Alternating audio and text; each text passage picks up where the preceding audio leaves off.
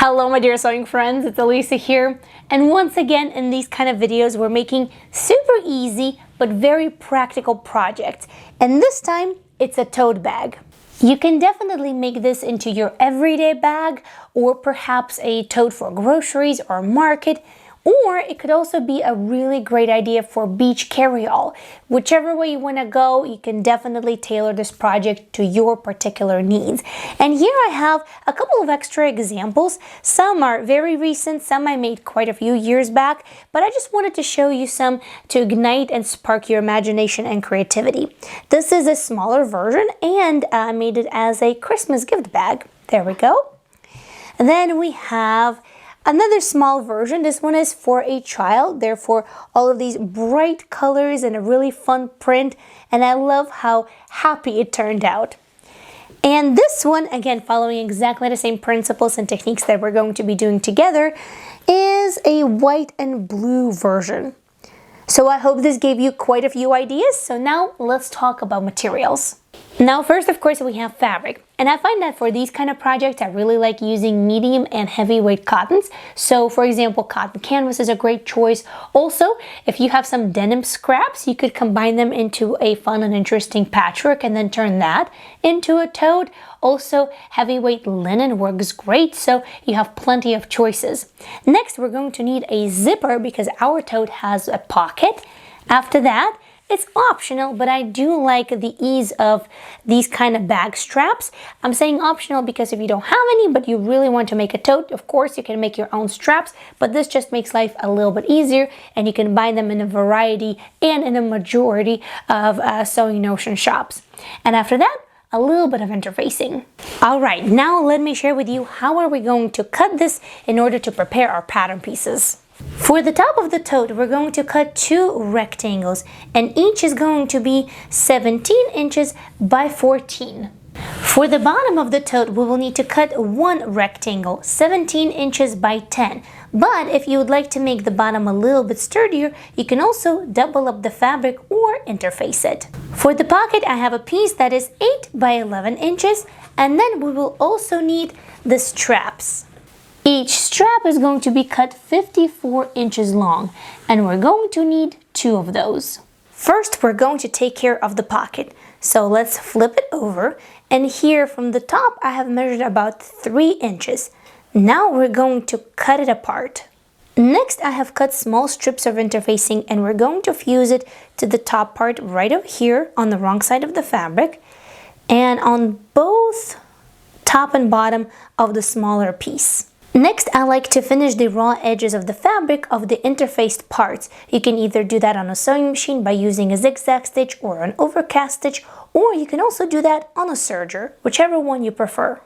Once done, this is what we're going to have. Next, let's go ahead and press these edges to the wrong side of the fabric. I'm going to be pressing it about ½ an inch in.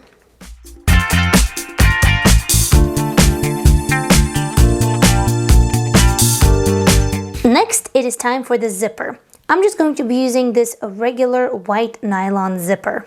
Let me open this one first, and I'm going to place my pocket right in the middle, sort of in between this metal stopper and this metal stopper, because we will need to cut them off anyway. So I'm going to place it like so, and we can also pin it in place.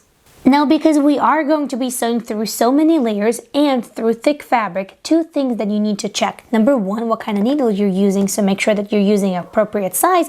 And number 2, the stitch length. If you increase it, then it's going to go through a little bit easier through all of those layers and thickness of the fabric. Next, I switch to the zipper foot. And the first row of stitches I do quite close to the zipper itself.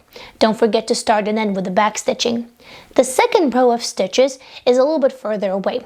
For that, I switch to the other side of the zipper foot. I align it with the edge of the fabric right before the zipper teeth, and that serves as a really great guide to make sure that both of the lines are parallel. To achieve the same result on the top part of the pocket, we're going to take the top piece, place it on top, and then repeat all of the same steps.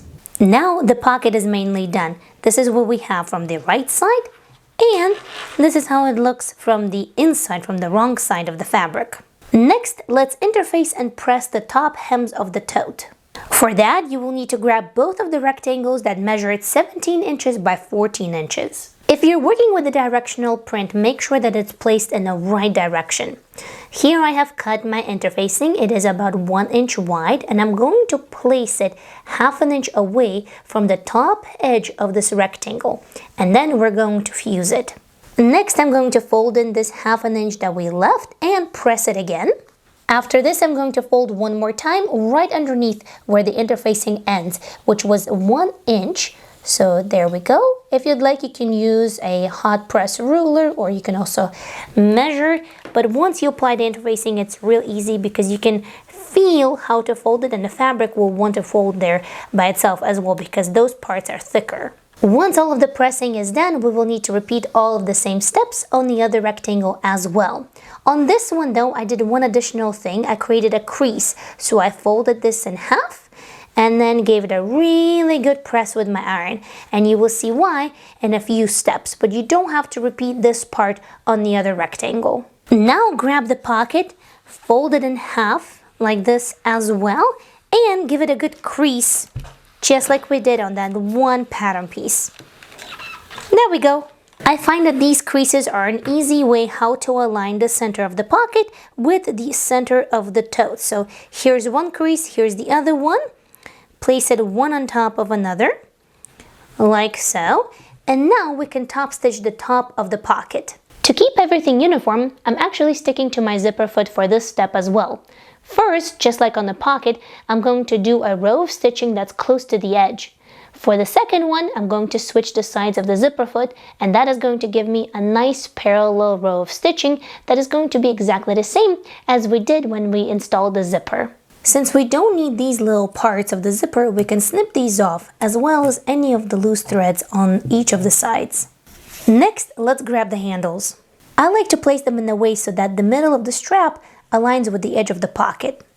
You can of course use a ruler and make sure that everything is quite precise and neat.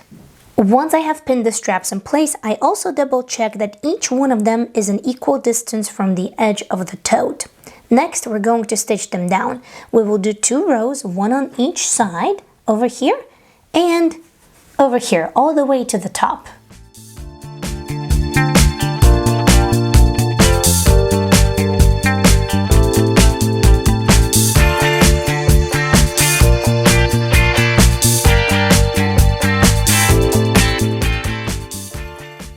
Here I would like to highlight that any time that you're stitching over a zipper, please be very careful.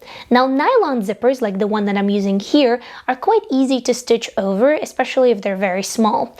But if you're using a metal zipper, please make sure that you stop before the zipper and then hang crank while you go over it in order to avoid the breakage of the needle or any other unpleasant situations. Once the straps are attached, it will enclose the pocket and the zipper of the pocket. So now it's almost fully functioning apart from the bottom. And from the wrong side of the garment, this is what you're going to have. To attach the straps to the other side of the tote, I like to place the one that we just finished to the bottom of the one that we need to do it. So on this side, I have the top hem. There we go. Then grab the straps. Place them like so, making sure that everything is mirrored, and then attach them exactly the same way as we did previously. After attaching straps to both sides of the tote, let's focus on the bottom part. I did double up the bottom part, so we're just going to treat it as one piece of fabric. Let's place it the right sides together with the top of the tote, like so, aligning on the bottom edge. Now let's go ahead and sew it with 3/8 of an inch seam allowance with a straight stitch first.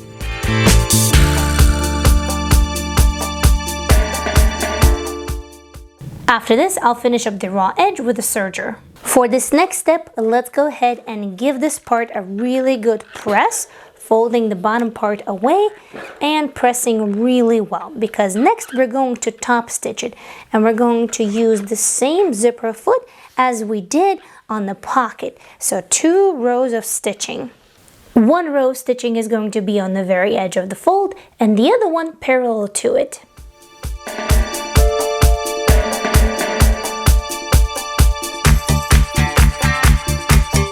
Please note that I'm still using my zipper foot for this step because it's just so easy and convenient to achieve a nice and even result. After that is done, all we have to do is repeat the same on the other side of the tote. Now when both of the parts are attached to the middle piece, it is time to sew the sides. For that, let's bring the long edges right sides together. Also make sure to unfold the top hems and also make sure that the other seams align. After that, let's sew it with a straight stitch first with a 3/8 of an inch seam allowance, and then we will finish the raw edges. Here I'm actually going to make one more crease, this time right here on the bottom, and this is going to help us with boxing out the corners.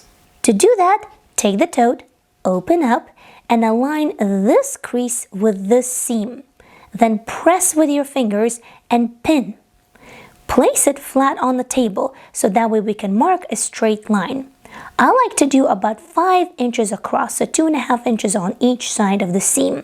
And this is going to be our stitching line, so let's get that done. As always, we will do this exactly the same way on the other corner as well. When bottom is done, the last step is to finish the top hem. This one is an easy one since it's already pressed and folded, and all we have to do is top stitch it. One row, as always, will go on the very edge and the other one about 1 inch away to catch the bottom of the hem.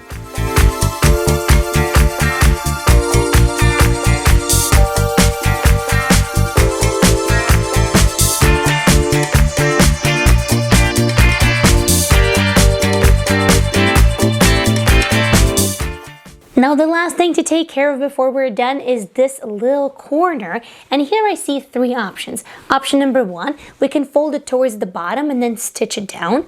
Option number 2, we can cut off the extra of this little triangle and then finish the raw edges on a serger or on a sewing machine. And option number 3, we can fold it up and then stitch it down as well. After that, that's it. Your tote is ready, and I truly hope that you enjoyed this video. And if you want to see more easy, practical projects, then definitely click right over here. Thank you so much for watching and being here. I truly enjoyed our time together. And until next one, happy, thoughtful sewing. I'll see you soon. Bye!